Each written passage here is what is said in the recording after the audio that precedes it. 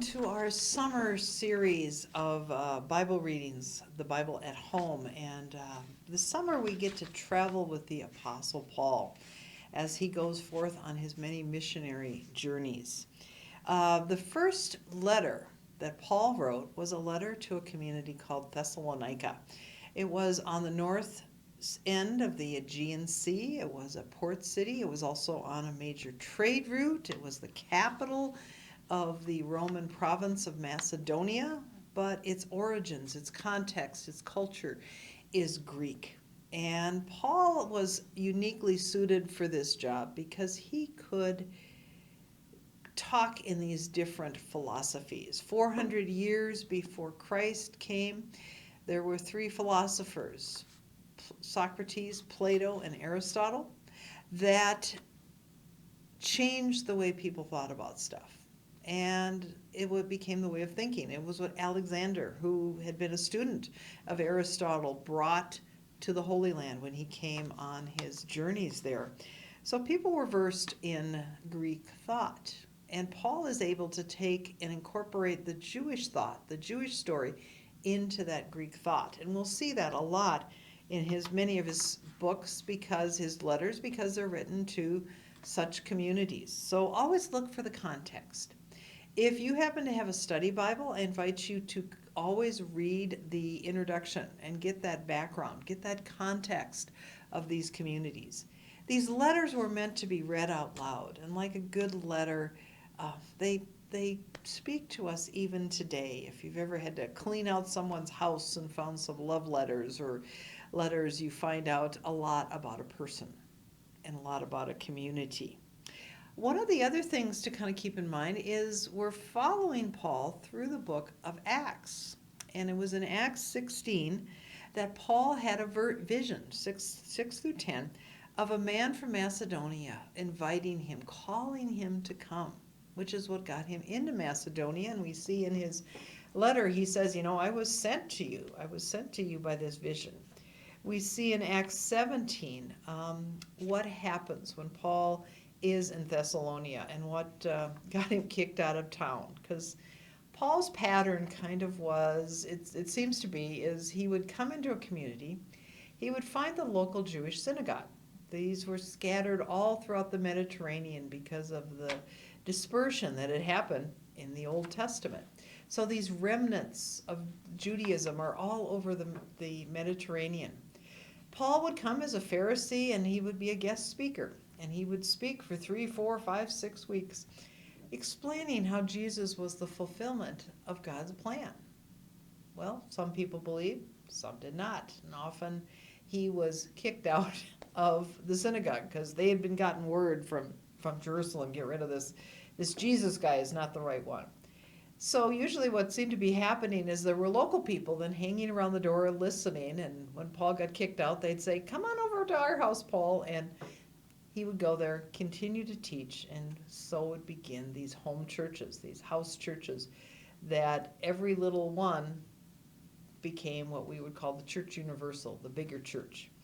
And as Paul travels, he hears about these different communities as people travel around. And in this one in particular, his helper Timothy is sent back with this letter to this community. He reminds them that he's given them caretakers. He wishes he could be with them often, but he's given them caretakers. Another thing to look for with Paul's letters is images and ideas that he uses and how they change. This being Paul's first letter, there's an interesting thing that happens. He uses this image of the question people have of the dead. What happens to the dead? If Jesus is coming back so soon, why are people dying? What will happen to these dead? So he uses this kind of image of what we might call today the rapture. And in his second letter, he has to kind of go, wait a minute, no, that's not what I meant. So some of his images work, some of them don't work. So kind of keep that in mind as you read Paul's letters.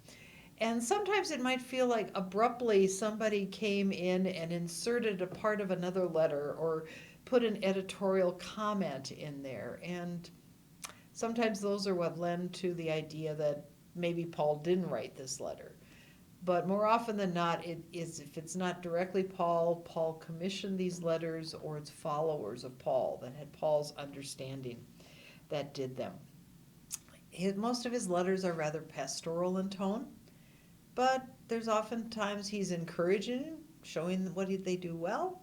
Other times he wants to do a little correction and warn them about false teachers and such.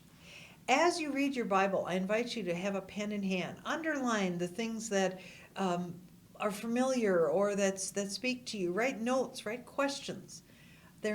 Your Bible is not meant to be pristine. It's meant to be a working document as you live in life, as you go through life and find out these things.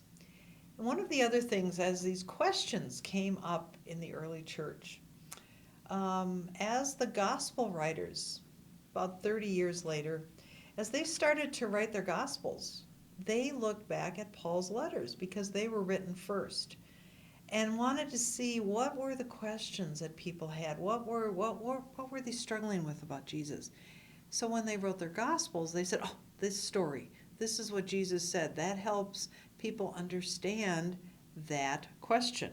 So that might help you to explain too why on any given Sunday our gospel reading seems to relate to the New Testament reading and the Old Testament reading, because God has been preparing this. And it all comes to fruition, fulfillment with Jesus. So there is a plan there, very much so. So as we go through, I wish I could have a beautiful Mediterranean scene behind me, but maybe I'll figure that out eventually this summer. But as we go through these letters, I invite you to look at Paul and see how he evolves in his understanding, as he is God's teacher, the one sent to the Gentiles, the non-Jews, to share God's good news. And may you find good news there too. Well, we've been to Thessalonia. I believe next week we go to Corinth. And that letter's a little different. But so are those people, as are we. Enjoy your reading. I look forward to talking with you next week. Take care and happy travels.